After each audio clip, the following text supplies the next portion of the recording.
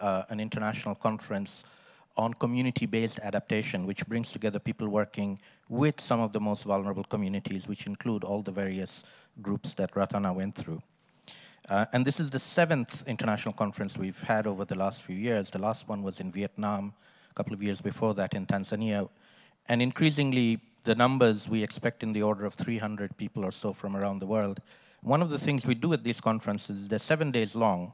The first 3 days, we take everybody out to the field. They spend 2 nights and 3 days with vulnerable communities, spending time with them, seeing what they're doing, and then come back to a conference. And it makes the world of difference in terms of the interactions that we have, to have that grounding in reality. It's too short time for people here who would want to go there, but I would invite you to register as what we call VIPs, which are virtual internet participants, to the conference. You'll be able to watch it in real time and interact with the people there in real time, and we hope that many of you will do that. The second point I'd like to make is a reflection on the presentations here today, and particularly Doris's comment on reframing. So let me suggest another reframing that the climate change issue and adaptation to climate change offers us. And it's the following. If we see what's happening now worldwide, and the community-based adaptation community of practice that I mentioned is a very good example. These communities may be poor and vulnerable, but they're not inactive, and they are not stupid. They're learning very fast. So I would suggest that one of the dimensions of being able to be adaptive is knowledge and the ability to use knowledge. And in a sense, what we are seeing globally now is the poor becoming actually more proactive with learning and knowledge. So we have a group of people that are poor, but learning and being clever about adaptation. And we have another group of people who are rich, but stupid.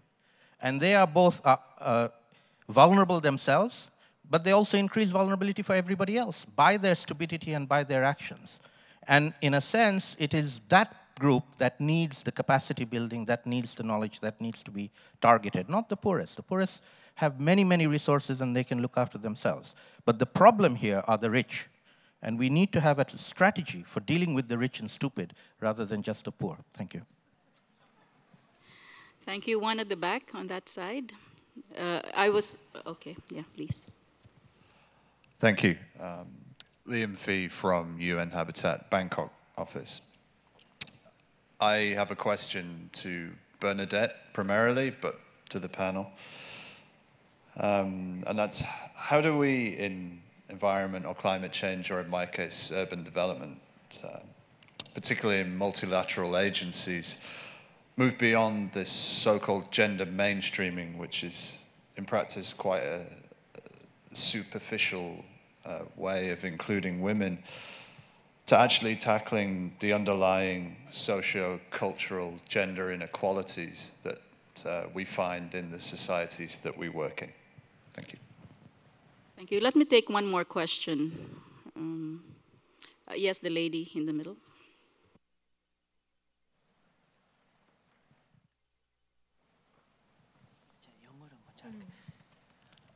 So this will be in Korean, and I will be translating. 예, 저는 전국 여성 농민의 총연합이라는 단체에서 왔는데요. 전여농은 1989년 만들어졌고 전국 곳곳에서 직접 농사를 짓고 있는 여성 농민들을 회원으로 하고 있는 단체입니다. I'm here representing the Korean Women's Peasants Alliance, and we are an organization that directly works with peasants all over Korea, and we were formed in 1989. 우리 여성 농민들은 기후 변화로 인한 직접적인 피해를 많이 받고 있습니다. We women farmers are directly impacted and intimately impacted by climate change. 그런데 오늘 이 자리에 참석을 했는데 발표를 하시거나 참여하는 사람들 중에 여성 농민과 같이 기후변화에 대해서 직접적으로 피해를 받고 있는 사람들이 이 공간에 없는지 궁금했습니다. And I wonder why in this plenary or in the panels in these last 3 days there have not been the presence of women farmers or women or these vulnerable groups having their voices heard directly. 기후변화로 인한 피해를 받고 있는 우리 여성 농민들은 이 문제를 해결해 나가기 위한 대안들을 직접 농사를 지으면서 현장에서 그 대안을 찾아 나가고 있습니다. We women peasants that are working directly in the field, we're coming up with alternatives and the solution for adaptation and mitigation. 그래서 이러한 포럼의 자리에 직접 여성 농민들이 참여하고 여성 농민뿐 아니라 피해를 받고 있는 많은 다양한 사람들이 직접 참여해서 토론하고 논의할 수 있어야 한다고 생각합니다. And I believe that there needs to be greater participation from those vulnerable groups or organizations representing these vulnerable groups, such as women peasants that are directly involved in this discussion. 단지 논의할 수 있는 공간을 열어놓는 것뿐만이 아니라 적극적으로 참여를 이끌어낼 수 있는 방법도 찾아보고 그런 자리에서 직접 참여할 수 있도록 이 공간에서 이런 대안이나 아니면 의견들을 표현할 수 있도록 해야 한다고 생각합니다. And I believe there needs to be a structure in order to actively involve these groups in these discussions that are coming up with alternatives and solutions. 네, 감사합니다. Thank you. Okay. Thank you so much. And it's wonderful to, in fact, have a representative of women's groups and peasant groups in this forum. I was not aware of it, but I'm very pleased that that you are here. Perhaps that is a question more for the organizers to respond to. But let me just say that in scrambling around for last-minute speakers for this panel, in fact, I was hoping that there would in fact be somebody like you to be on this panel. When I started the panel this morning, I did make the distinction that we are having people who are researching and representing perspectives on vulnerable groups or neglected and groups that have not been around the table. And there's a whole lot of dynamics, both practical and perhaps structural, that hopefully the organizers would be. But certainly from a personal standpoint, I do hope that future conferences would in fact have this perspective bubble up from the bottom and the design truly reflect that in the agenda. Thank you for reminding us. Let me now ask the panel members to respond to the points that are addressed to them and perhaps take about a minute or less to close this session. Garrett, start from you. Thank you. I'd like to start with the farming representative. I agree it's critical for all our groups to be involved in formation of new ideas, policy, and ultimately action.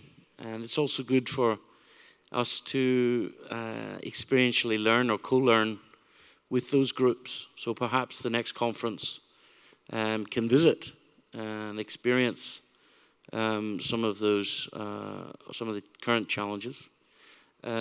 It's hard for institutions and sometimes governments to recognize or to be too open about their own vulnerabilities and challenges. So I'd also like to suggest from an institutional perspective, I'm slightly disappointed we don't have China, more from China represented. And I would offer my services to help UNESCAP or other institutions engage Chinese businesses and Chinese institutions without wanting to get in the middle of any institutional politics. There are a couple of good issues that Salim brought up. I use a term called male, pale and stale for the 55-year-old executive that's sitting there. He's probably not that dumb, but he's choosing not to think about climate change. As part of our Climate in the Boardroom project, we did a review of executive education. I have to say, your own course is one of the few that focuses on an integrated approach to adaptation. Outside a few select courses in the US, we didn't find any business school which involves adaptation at the heart of its business teaching. There's a lot of add-ons and short units.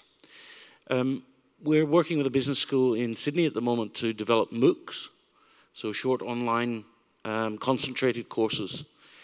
I don't believe, though, it's an information issue. I think it's a value and related to power and other things. related to their status and their sense of loss, or potential sense of loss, and the need to change their lifestyles. So the rich and dumb, we need to take different approaches to, and many of us, I'm sure, have spent years arguing climate science with some of those communities. I had the most amazing experience on the way in here. I met Jack Nicholas in the elevator of the Sheraton. And in 30 seconds, I pitched him on water reuse and climate impacts on the design of golf courses. And he actually asked me to follow up. So not suggesting that he's rich or dumb, but there's always an opportunity to integrate what we do into others' positions and perspectives. So that's really, all I've got to say, but we need to adapt in adaptation. I'm pushing you all to be more dynamic in your models, shorter and faster and more responsive in your thinking. The Chinese use trade as aid, and we need to start getting smarter about our roles and how we respond. We need to think post-climate as well. And from a business perspective, I'd like to see assurance or some sort of standards in adaptation so that we can start valuing and quantifying adaptation work, and ultimately then accruing a benefit, financial or economic measure, as well as the soft approach. Thank you. Bernadette?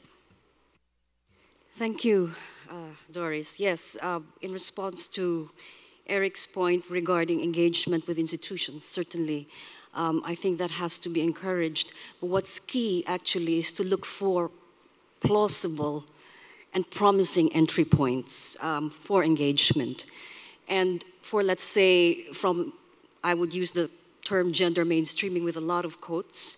From the perspective of gender mainstreaming, it would be to look for champions, for instance, at the top, as well as bring in evidence from the ground, match these, and you have what we call in the Philippines, Doris, if I may be allowed, the bibingka effect, where you have the rice cake being baked from fire from above and fire from below, and you have a perfect cake. So that bit of a principle.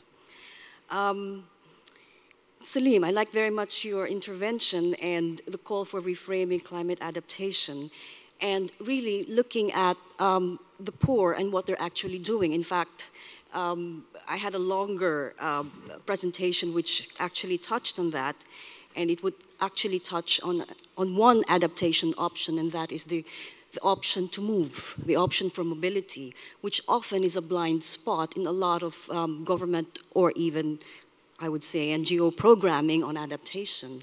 I have found, for instance, in my recent work in the Philippines, in the coastal areas over there, that people are increasingly on the move, either because of disaster elements or because there are other opportunities. I mean, a whole bundle of stress and opportunity factors. But are those engaged in resilience building, for instance, actually looking at this phenomenon, looking at their options, what people are actually doing?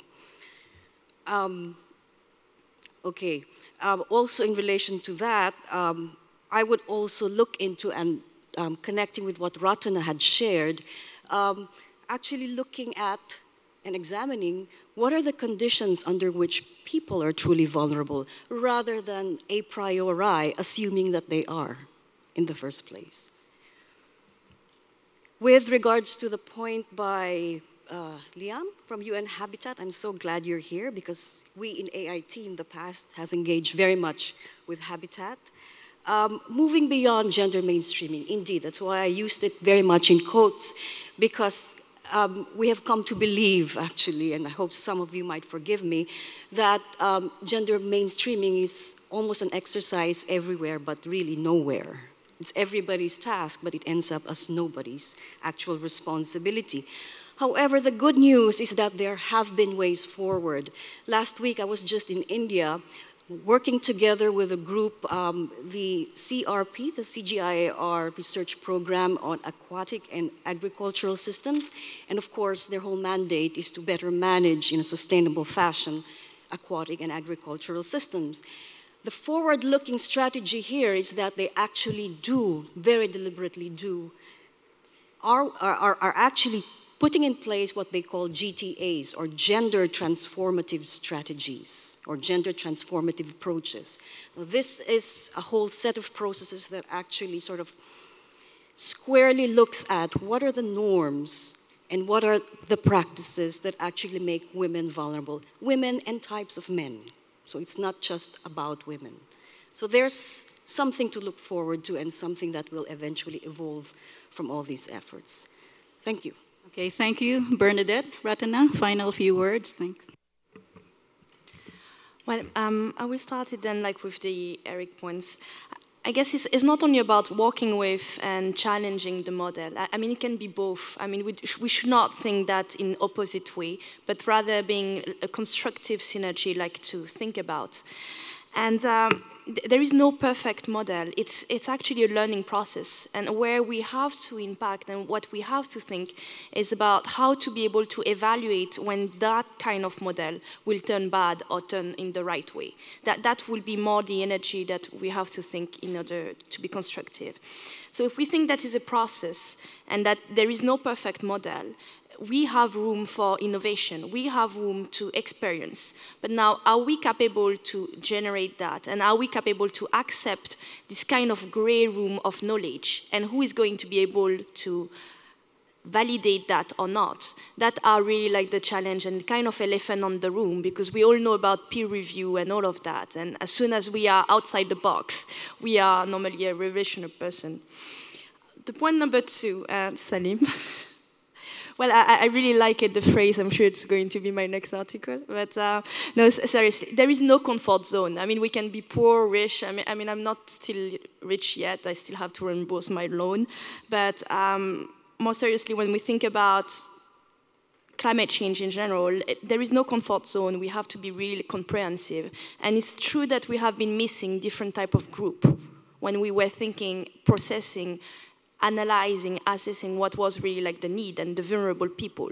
And at the end of the day, it's maybe all of us. But the strategy that we have to go with will be different from one to the other. And it's where the flexibility of our mind, our research, and our program need to be different. And that's, I think, it's where we have a kind of failure from the past, is really this room of flexibility that we didn't got. And finally, I mean, as you just point out, Norris, I'm very glad to see different type of people as well being present in those kind of conferences.